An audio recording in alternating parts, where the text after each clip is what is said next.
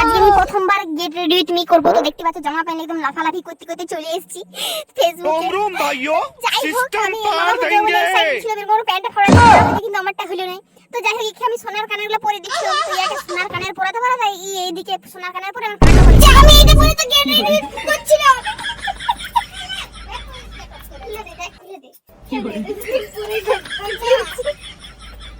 আমি অনেক ভালো লাগে নিচুকো কেমন দেখাচ্ছে আরো জানিয়েছে তো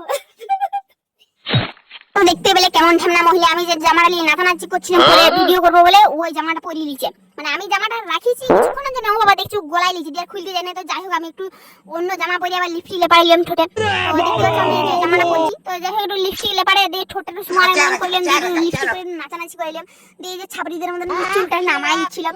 আমি একটু ছাবড়ি থাকছিলাম বলতে পারো, যে একটা ঝলঝম্পক একটা জামা পরে নিয়েছি, ছাবড়িদের মধ্যে চুলটা টেনে তুলে যে একটা অ্যাপেল ওয়াচ পরেছিলাম, অ্যাপেল ওয়াচ মানে এটা নামের অ্যাপেল সেকেন্ড হ্যান্ড।